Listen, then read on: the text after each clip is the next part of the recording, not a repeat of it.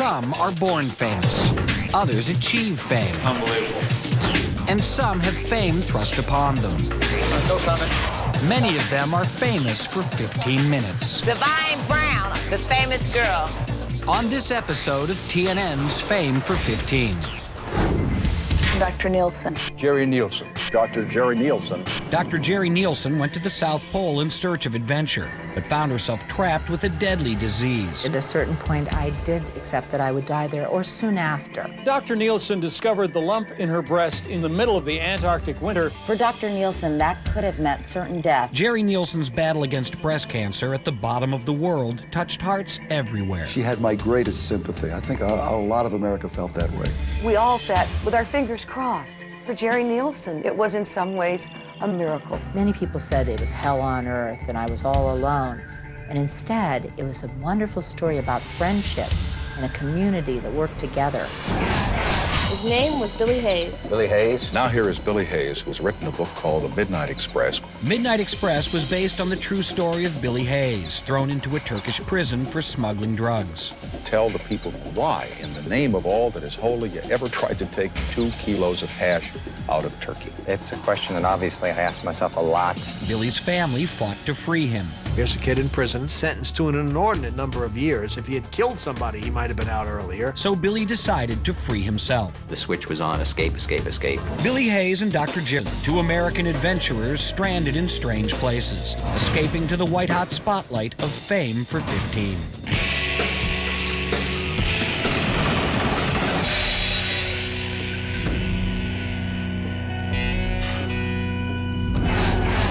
That rescue mission to the bottom of the world is on hold this morning because of bad weather. It will be tomorrow at the earliest before cargo planes can head to Antarctica and bring home a woman who has been giving herself chemotherapy. As the world watched in 1999, a daring rescue mission played out at the end of the Earth. At stake, the life of a courageous doctor who wanted to remain anonymous. I didn't want to be known as the doctor with cancer. That was the last thing I wanted as my legacy. When somebody tells you you have cancer, it's the loneliest feeling in the world.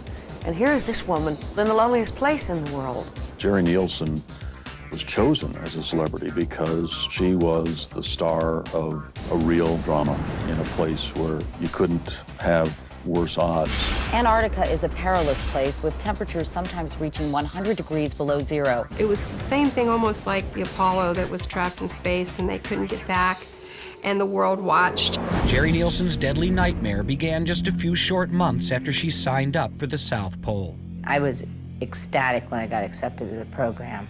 I knew then that my life would never be the same. That life had begun 47 years earlier in Salem, a small town several hours outside of Cleveland, Ohio. Born in 1952, Jerry showed an early taste for adventure. She crawled early, she walked early, she talked early, and she was interested in things like bugs and the parts of flowers. Jerry's mother was a psychologist and her father ran a construction company. Jerry was the first of their 3 children. She had 2 little brothers, and she kind of mothered over them and took care of them and bossed them. I'm really close to my brothers. Scotty, I call him the wind. You can't catch him. And Eric, I call the rock because he's always been very stable. They call me the whirlwind. My childhood in rural Ohio was like magic. We had a very rich fantasy life. We had explorations and adventures all over. Jerry's mother introduced her children to science at a young age. I thought dissecting animals was much more educational than reading Dr. Seuss. I decided that I wanted to be a doctor when I was in 3rd grade because people came to me when they were scared or concerned or ill. It just seemed like I was born for it. As a teenager, Jerry was a gymnast, a cheerleader, and a top student. She was determined to be a doctor, and she would just study, hours on end. Jerry was a pre-med at Ohio University, and after graduating from Ohio Medical College in 1977, she dove into a career in emergency medicine. For the next 20 years, Dr. Jerry Nielsen thrived on the action of the ER, but by 1998, she was looking for new adventures. If I stayed in emergency medicine, I could skate through life, just slide through. That terrified me. I was looking in the back of a medical journal, hoping to find a different kind of job. And there it was. It just, I said, wanted doctors for polar medicine. Perfect. The scientific research station at the South Pole was looking for a doctor. Our initial thought was, what do you mean Antarctica, where? And she said, you know, the South Pole, the absolute South Pole. And I said, in a heartbeat, I would do it. I thought it was great. My mother thought it was great. My brother thought it was great. I had some reservations about it. I was the one that strongly objected to her going. She's talking about 100 degrees below zero with 80-mile-an-hour winds, and I just couldn't imagine that anybody would even think of going to such a place. The life of a pioneer has always appealed to me because I've always wanted to test myself and know whether I could do it alone. Dr. Nielsen flew to Denver for an interview. I interviewed other doctors that once you told them about the 9 months of isolation, there was no way they wanted any part of it. She seemed like a fun-loving person. She seemed enthused about the project. Jerry was accepted to the program as the South Pole Station's only doctor. If she got sick, there was nobody there really to help her. She could just die from some small thing that would happen to her. As Jerry prepared to leave for the South Pole in November of '98, her father suddenly fell ill. I had prostate cancer. Oh, it was just horrible. My greatest fear that I would lose somebody I loved had not happened to me. And there my father was, nearly dead. The day that Jerry had to leave for the pole, I was touch and go whether I'd live or die. She didn't want to leave, and at that time I told her she gave her word she had to go. And she did. When I first saw the pole, I realized that I was no longer part of the world, that things were never going to be the same for me. Never. Email became her only link to home. Online, she read the happy news that her father had recovered from surgery. When I first got her email, there was a lot of information in it about what the place was like. The place is beautiful. For 360 degrees, it's just pure white and flat. No change. And there is 1 day and 1 night per year, each lasting 6 months. On September 15, 1999, the South Pole Station closed for the winter. For the next 9 months, Dr. Nielsen and her 40 polar co-workers would be cut off from outside visitors and supplies. Once winter hit, it became the most perfect world I'd ever known. I loved it there. I was very, very happy. 3 reasons people go to the South Pole. The first time they go down, they do it for the adventure. The second time they go down, they do it for the money. The third time is because they don't fit into society anymore. People who would not normally cross paths, even talk to each other stateside, became really close friends, and we were all adventurers, explorers at heart. The first night after the station closed, the Marooned team watched a movie that was a chilling omen of things to come. We have a lot of traditions at the pole, and one of them is every group watches The Thing. It's about someone stuck at the South Pole with a monster. 2 weeks later, Jerry Nielsen discovered her own personal monster. When I found the lump, I thought, gee, I'm cooked. This is bad. She wrote us kind of a light-hearted email that she had found a lump, which in a way frightened me because I thought she's making light of it to protect us. When I found the lump, it was only 2 weeks after the station closed for the whole winter. So I knew that I had at least 8.5 to 9 months before I could get any kind of help. And there I was with a lump in my breast, and I felt, I'm sunk. I gambled and lost. I am going to die from this little experience here on the ice. Coming up, a risky rescue. Originally, I didn't want anyone to risk their life to save me. It was such a dangerous mission that they were all volunteers. And later, Billy Hayes gets busted. My first reaction was, this can't be happening. And then, please, God, get me out. I'll never do this again. When we return with more of TNN's Fame for 15.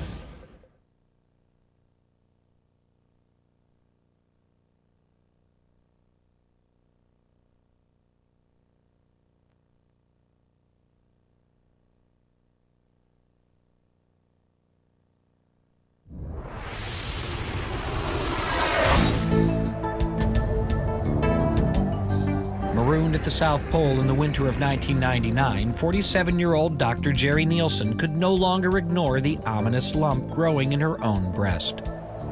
If the lump was cancerous, Dr. Nielsen was in dire straits. No plane could fly to the pole to rescue her until the temperature rose above -50. That could take 8 months. I didn't tell anyone for 3 months because there was no way out. There was no way to get us any help. So why just tell people and scare them? The only doctor at the pole, Dr. Nielsen had to treat herself, monitoring her lump as it grew and began to hurt. I found lymph nodes under my arm.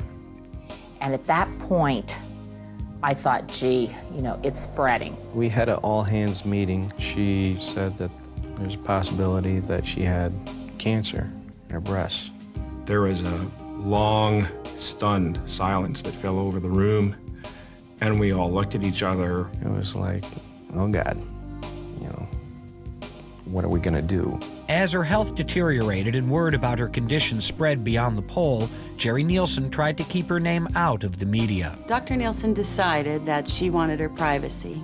She wanted to worry about her condition and get more information about that, and then deal with the media later, maybe. Some people want to be famous more than anything in the world, but I never wanted to be. I wanted to be a doctor. The New York Times broke the story. The wall story put out that there was some kind of a medical emergency. Somebody at the South Pole was in trouble. Didn't know who it was, didn't know her name. It wasn't long before people started figuring out Dr. Nielsen's identity.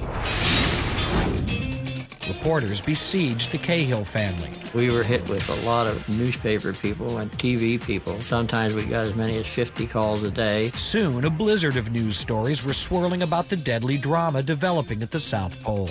This is the greatest fear of a woman, to find a lump. Every woman in America was feeling what she was and was pulling for her. It really had all the plot points of a great story. Middle of nowhere, an exotic place that nobody ever goes to. The irony that it is a doctor. She wasn't treating somebody else, it was herself. I felt she must feel terribly isolated, given her position in Antarctica. And I thought she must feel very alone. Dr. Nielsen would have to care for herself. First, she had to probe her lump. If it contained liquid, it might be benign. The first thing that we did was an aspiration of the lump to see if it was filled with fluid. Paul Kendall, who we call Pac-Man, the electrician, and I did that. I ended up starting to insert the needle, and it was too much for her, so I ended up administering some lidocaine. Then I inserted the needle into the growth. You pull back on the plunger to see if you can get any liquids. No fluid came out. I knew then that I was in trouble. I asked her if she wanted to be alone, and she says yes. Via email, Jerry consulted a cancer team from the University of Indiana. Dr. Nielsen was aware that she needed to have a biopsy done and that she would be the one that would need to do that. It's much easier for me to control the lesion and know that I'm in it and get a good sample when I do multiple sticks. On June 23, 1999, Dr. Nielsen began the painful process of conducting her own biopsy, cutting into her own breast to take samples of her tumor. Jerry, you're doing real well. Thank you. The risks that were involved in Dr. Nielsen doing her own biopsy was many. One was definitely a chance of her passing out, losing consciousness. The biopsy procedure went smoothly, but images made of the recovered cells were not clear enough for an accurate diagnosis. That's what set into motion this rather extraordinary, unprecedented mission to airdrop emergency medical supplies to Jerry Nielsen. 2 weeks after the biopsy, in the dead of Antarctic winter, a U.S. Air National Guard plane made a dangerous flight to the South Pole. Temperatures were so cold, the plane's controls could freeze and fail. Everybody's getting ready inside. The doors are opening, the temperature is dropping. It's a minus 120 inside that plane. I thought to myself, how many people have had no hope and felt that they were going to die and looked above them and saw the American Air Force and thought, now I'm going to survive. The geodesic dome is lit up. The airplane made 2 passes, pushed the cargo out. There was absolute jubilation among that crew. We watched these big packages coming with parachutes down, and when we were given the signal, we all ran out to find the packages. It reminded me so much of little kids at an Easter egg hunt. Using the airdropped equipment, Jerry performed a second painful biopsy. Lisa Beal transmitted the new cell images to the States. My email popped up. At that moment, Jerry walked in the room and we basically both saw the message at the same time. 99% it was breast cancer. Jerry prepared her family for the possibility of her death. I knew that in spite of the bravado about be strong and we all must die someday, be brave, I knew that they were probably crying at night. I got the news that it was cancer. I just paced the floor all night. Tears were just running constantly down my face. With drugs from the airdrop, Jerry administered her own chemotherapy in a grueling battle against her aggressive cancer. But her tumor continued to grow, and Jerry weakened. I was never afraid, but I was sad. And I think people go through that when they face their own death. You go through a time of negotiation and terror and flailing and trying to put it all in perspective. And during that time, it's very painful. And then you get to the point where you find peace. Jerry resigned herself to near certain death. She believed rescue was impossible. No plane in history had ever landed at the South Pole in winter or early spring. The extreme cold could freeze a plane's hydraulic systems, causing it to crash. But members of the New York Air National Guard volunteered for the risky mission. We wanted volunteers just so somebody wasn't worrying about something back home. I don't wish to foolishly risk my life, but there are times where you need to step forward and be willing to do a job because you're trained to do the job. The initial treatment had stopped working. She had to come out. CBS's Jerry Bowen has the latest on the dangerous mission to rescue an apparently cancer-stricken doctor at the South Pole.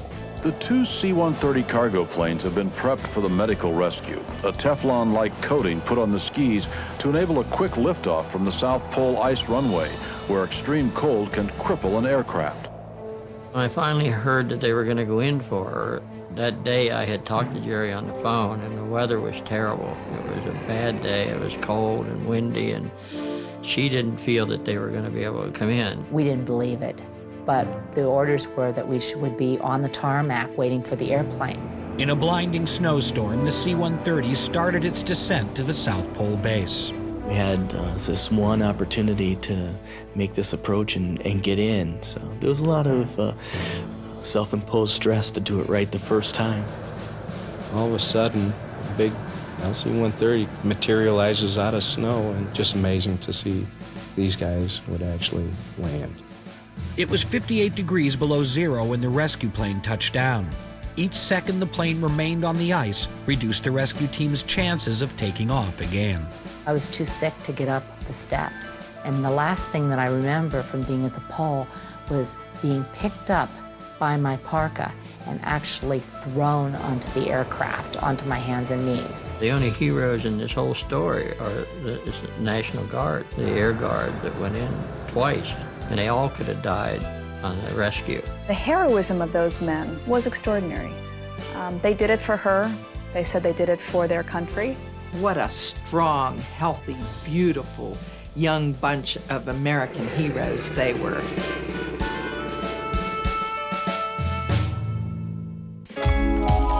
Coming up, Jerry faces her fate. Now I was going to find out if I was going to live or die. And later, surviving a Turkish prison. Find out who the biggest, baddest guy is. Either become friends with him or go out and poke his eye out right away. When we return with more of TNN's Fame for 15.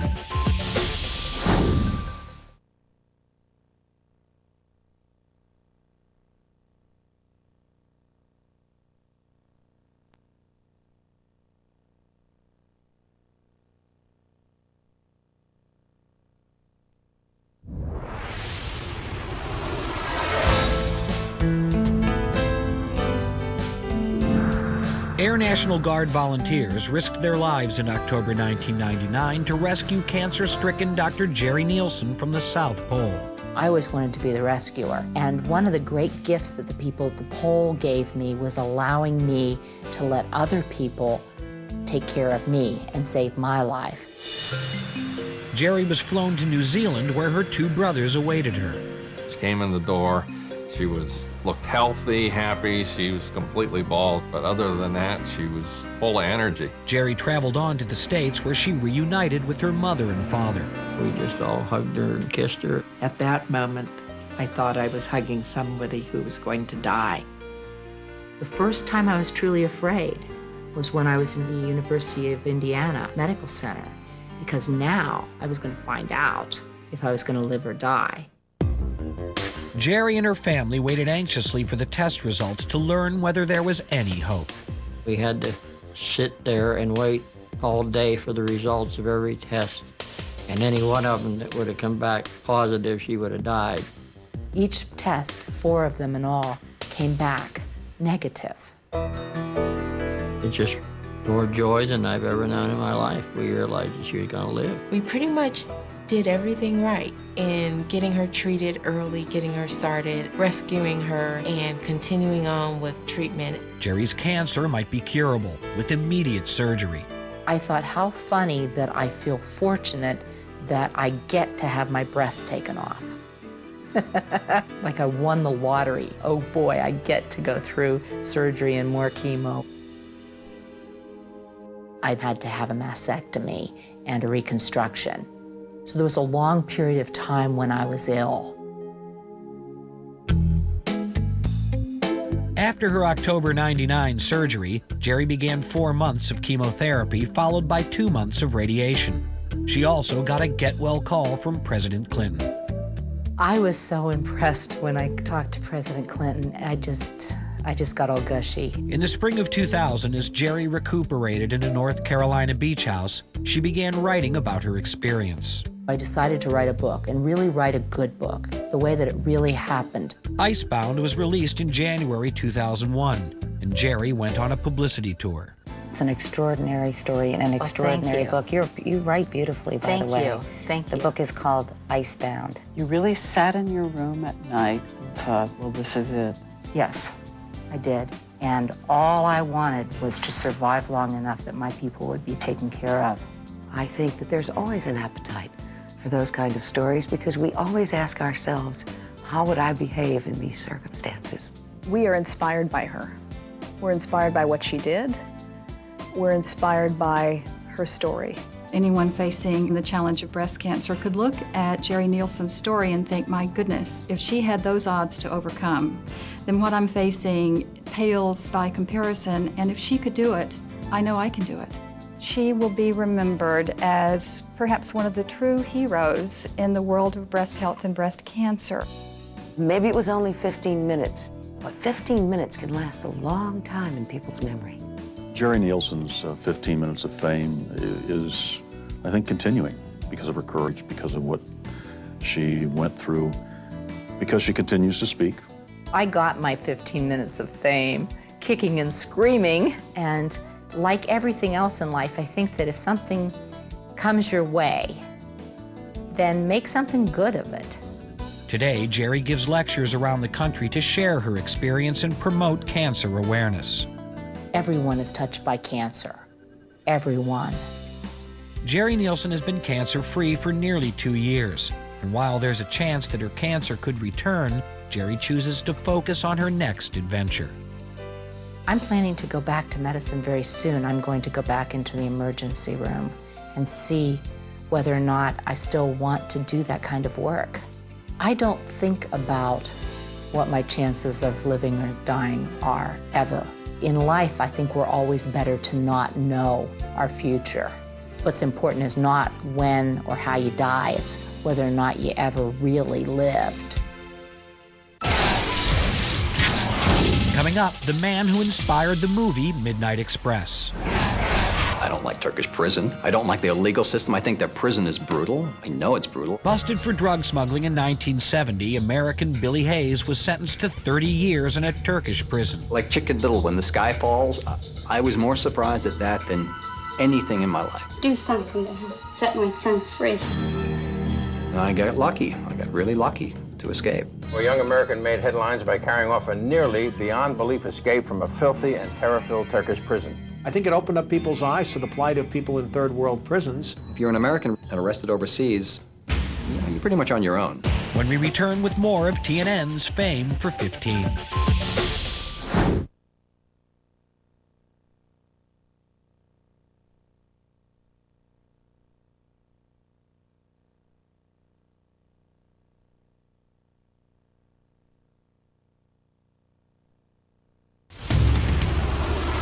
If it hadn't been Turkey, it would have been someplace else, because I was 23 and it was the 60s and I was out on my own and, sex, drugs, rock and roll. The Oscar-winning movie Midnight Express was based on the true story of Billy Hayes. Billy was arrested in Turkey in October 1970 with 2 kilos of hashish taped to his body. Get down. It made for an exciting scene in a movie, but in real life it was the start of a harrowing 5-year ordeal for Billy Hayes. People would come around new prisoners like hawks. They're after them for either money or sex or something or advantages. The harsh Turkish prison was far from the comfortable middle-class home where Billy Hayes had grown up. Billy was born in the Bronx in 1947, the eldest of 3 children. His father worked for Metropolitan Life Insurance and his mother was a housewife. When I had to deal with things on my own, as in prison, the love and support I got from them was probably the foundation that got me through that. When Billy was 6, his family moved to the suburbs. I grew up in Babylon on Long Island. Wonderful town to grow up in. Spent my summers over at the beaches, eventually became a lifeguard, which spoiled me for the rest of my life, because once you work as a lifeguard, everything else is downhill. Billy was always sort of a wild and adventurous kind of guy. He always wanted to be a writer, and he always wanted to live sort of an adventurous life. He talked me into going to the beach during a hurricane to watch him surf. And he fell off his board and disappeared. I thought he was dead. 20, 30 minutes later, he comes walking up the beach with this big smile on his face. He'd had another adventure. Billy began studying journalism at Marquette University in 1964. But after 2 years, he dropped out and traveled Europe in search of adventures to write about. My parents get the front page of the Pamplona News, and I think the headline was, "Crazy Americano dodges the bulls," and there's a picture of Billy in mid-flight. Billy enjoyed his European adventures, but found himself in need of money. Someone I knew had come back from Turkey, and they had some hash, which is marijuana, just concentrated juice of it. And he said, they sell it all over the streets, it's cheap. In September 1970, seeing an opportunity to make some quick cash, Billy flew to Istanbul and bought 2 kilos of hashish. I was bringing it back to New York with the intent of selling some of it, making some money, paying off some college debts, and using the rest myself. I thought I was James Bond, I really did. I thought I was this international drug smuggler and very cool. The day before his flight home, Billy staked out the terminal. He was delighted to see a complete lack of security, despite the rise of Mideastern terrorist attacks, hijackings, and bombings. But the next day, October 6, 1970, Billy was shocked to see a police checkpoint beside his plane. And this is when I get religious. It's like, please, God, get me out of this. And this cop searched back up again, and he hit these hard plaques under my arms, and I could see his eyes kind of widened. Once they found the hash and grabbed me, it kind of hit home then that, I'm really in trouble, that I'm really stupid. Billy was thrown into the most notorious prison in Istanbul. Dirty, dark, dismal. They tied me up, and this bad guard Hamidou came in and started beating my feet with this big stick. It's called falaka. It's a form of punishment in the Middle East, and it's very effective. I guess about the first week or so, my dad came to visit. My mom didn't want to travel, which I'm glad, it would be too much, but he came to visit me right away. And we talked and, embraced, and I tried to apologize, and he said, forget about that, I'll punch you in the nose when you come home. Let's just deal with this now. And my dad was a rock for me, emotionally. There's little he can do. And my father did say to my mother, do you realize how hard it is to walk away? So that, I can't believe I'm crying after 30 years.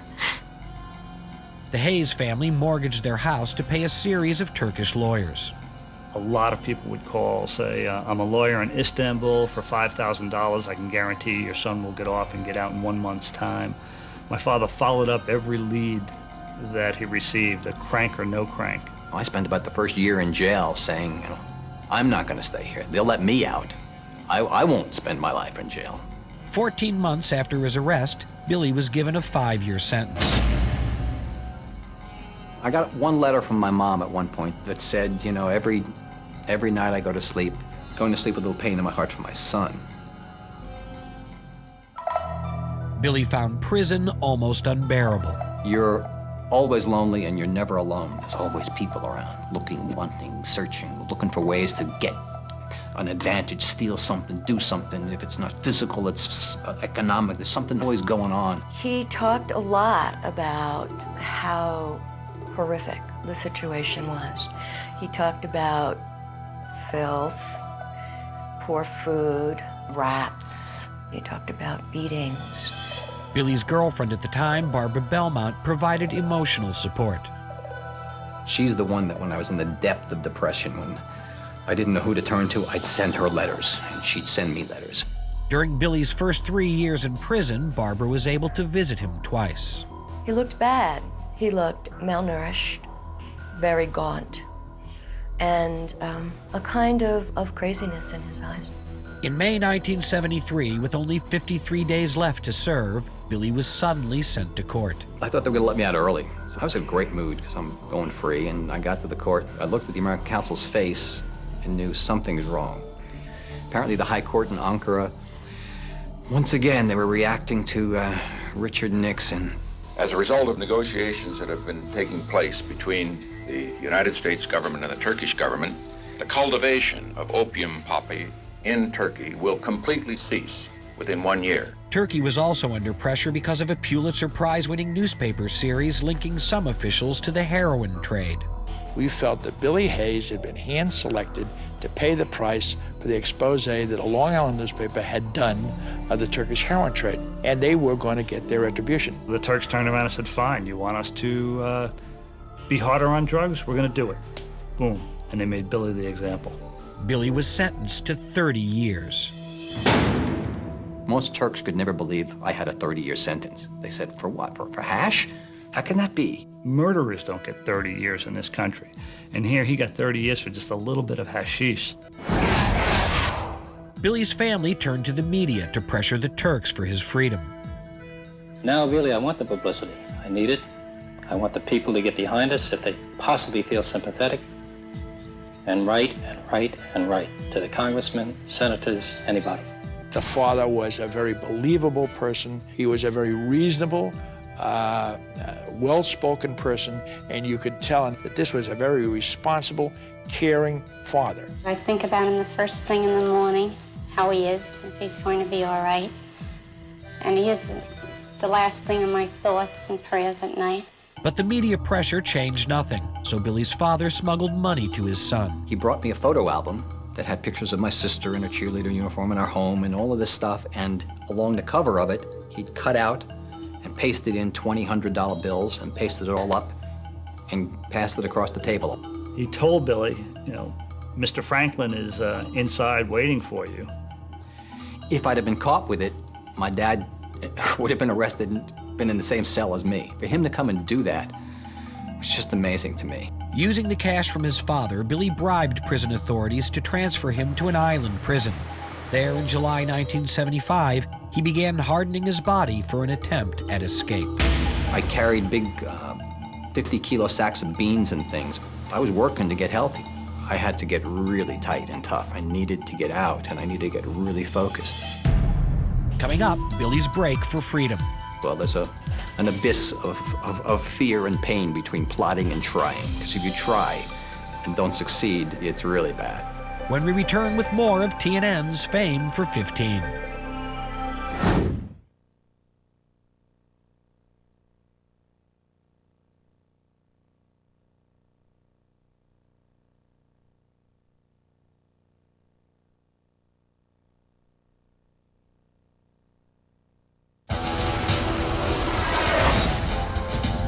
It's a prison island. They discovered early on when a storm happens out at sea and the waves get too big and rough, then they let these boats spend the night in the harbor.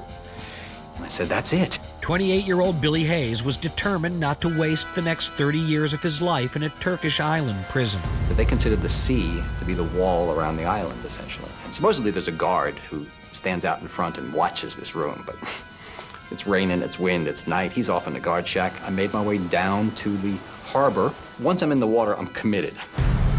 A former lifeguard, Billy began swimming for the boats anchored offshore. When I'm swimming, the waves are coming and getting these mouthfuls of water, and I got out finally to one little rowboat and pulled myself over the side, and the wind is whipping and the rain's coming down. Billy rowed 20 miles across the Sea of Marmara all night long, back to the Turkish mainland. And was able to spend the next 2 days running and hiding through Istanbul, dyeing my hair black, avoiding guards, eventually swimming a river into Greece. After Billy crossed the river, he was still unsure what country he was in. This bayonet came down on my face, and this guy went, "Ooh!" And I froze again. That's what you do. Somebody sticks a bayonet in your face. You go like this. And this guard was there, and this guy said something to me, and I didn't understand him, and he said it again, and I realized I don't understand what he's saying. And I speak Turkish, so he must be speaking Greek, which means I must be in Greece, which means I'm free. Greece and Turkey were bitter enemies who had nearly gone to war the year before. Billy was interrogated by a Greek intelligence officer. He said, "Well, you're a very lucky man, William." I said, "Oh yeah, I know. You know, to get away from the Turks was incredibly lucky." And they said, "No. See this area here on this map? This is a minefield." He had actually walked through a Greek minefield and didn't know it. Billy was finally allowed to call his family. All those years of waiting and wanting to have that phone call, when it finally came, I remember like starting to shake, and I couldn't believe it. Billy flew to New York, apprehensive about seeing his father. I was nervous about seeing him. I was, embarrassed about having put him through all this. And I think my dad's famous quote was, "I kissed him, then I kicked him in the ass." I was starved for family, for blood, and just the warmth. And to have my brother and my dad, you're in a dream come true. And we walked down this corridor, and my dad on one side, my brother on the other, and I started hearing this noise, and these big double doors open, and suddenly all these lights came on, and there were cameras and noise, and people started spreading, and they had this huge press conference at the airport at Kennedy. We had every newspaper from the New York Times to the Babylon Bugle there. It was quite a day.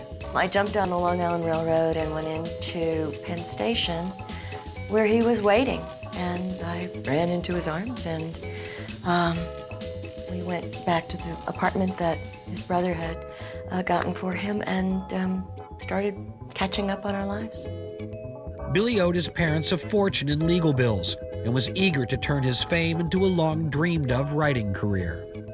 I got home on Friday. On Monday, I was in New York City talking to literary agents. Billy landed a book deal and began writing Midnight Express. But as he wrote, his relationship with girlfriend Barbara Belmont became awkward. I felt a little strange because all the stuff I couldn't tell my parents or anybody else, I told her. I felt so vulnerable and exposed, and I wanted to forget all that stuff about me, and she knew it all, and it was good for her that she went away and let us have some time. I was very disappointed because I really had dedicated 5 years of my life to that future. And I really kicked myself because I was such a dreamer. Now all alone, Billy was finishing his book when Hollywood came calling. This was a fellow who'd spent a rather difficult time in a Turkish prison, so Hollywood, Beverly Hills, palm trees, suntans, and beers was an attractive enough incentive for him to say yes. Peter took me out to the studios and ran me around and took me in front of some fat cat in front of a desk smoking a cigar, and Peter kind of played me like a jukebox. A movie deal was made, and Billy began telling his story to an unknown screenwriter named Oliver Stone. Being in a hotel room with Oliver is like being in a washing machine on full tilt. I mean, he was crazed then. But we hit it off great. I love him. And we talked and talked and talked. With his book on the bestseller list, Billy flew to Malta in September of '77 to serve as a consultant on the film set. It brought back all the memories of his experience exactly with that force in that prison during those times, and it made him very uncomfortable and sick. Columbia premiered Midnight Express at the Cannes Film Festival in May of '78.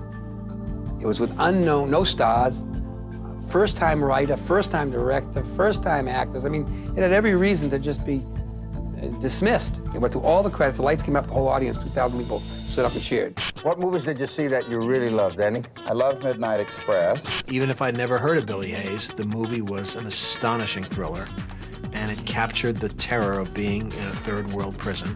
But Billy had mixed feelings about being on display at Cannes. I mean, I wasn't proud of the fact that I was an escaped convict drug smuggler. It happened to be who I was, so I couldn't deny it, but there were other aspects of my personality that I'd like to get out there, and everybody was so focused on this, and I didn't feel so good about it. When the film opened in the U.S., Billy took his family. Bill got us a limo, and we all went to see it, and it was really difficult to watch. I think because you actually really started to see it. The reality, I think, was a little hard to take. But that gritty reality was exactly what impressed reviewers and audiences. The more you told people not to see it, the more you told it was too scary, the more you told it was too intense, the more they went. Billy became the poster boy for all Americans in third world prisons. He could have been anyone's son who wound up in that Turkish jail, and I think people related to that, particularly at the time in America.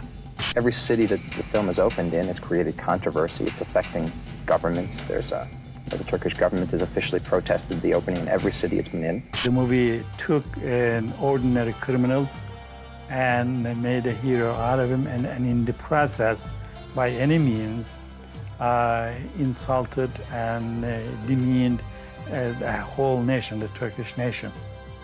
After spending 5 years in prison, I like the Turkish people. I don't like Turkish prison. Coming up, Billy Hayes follows his heart. If I listen to my heart, it puts me in the right direction. It's what sort of led me when I came out of jail into the arts.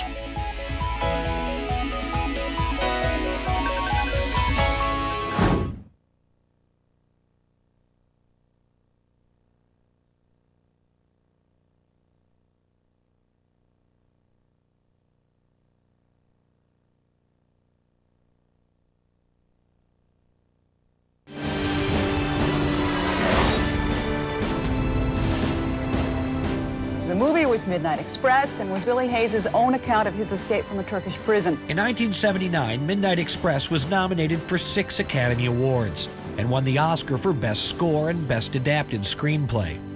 And you, I just wish you could be standing where I'm standing right now and feel what that feels like, because then you would know something that you don't know, Mr. Prosecutor. Mercy. The real Billy Hayes enjoyed being on the movie set. He decided to make Hollywood his career. Now, as reported in the current issue of People magazine, he's into another venture. What is this other venture? There are several other ventures. One of Billy's ventures was romantic. He'd met the woman of his dreams at the Cannes Film Festival. That's the best thing that came out of all of this midnight stuff, is meeting Wendy. On July 27, 1980, Billy married Wendy West. Shortly afterward, he began landing acting roles in television. Eddie. You know what the big mistake was? It wasn't Jenny.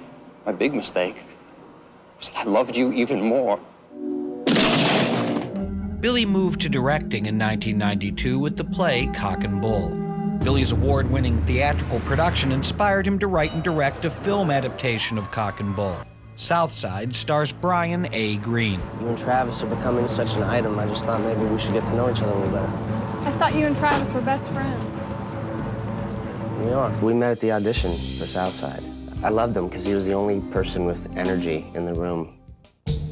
Being in Turkey in a situation like that, he came out of that experience very open to his own feelings and very alive. Instead of letting a situation like that bring him down, he rose to it. As a young man, Billy Hayes went looking for adventure to inspire his writing. Ironically, his prison ordeal in Turkey did just that. One of the lessons that Billy taught me, anyway, was the resiliency of the human spirit. For him to go through what he did and come out as unscathed and unscarred mentally just shows you what a human being can really do. Billy received a prayer from one of his cellmates, which he shared with me. I rise to this day with joy, closer to God, conscious of myself, aware, all with the one, at peace with the world. My purpose for being is love. I discovered my reason for being in prison, and my reason for being was as simple as can be, which is to love.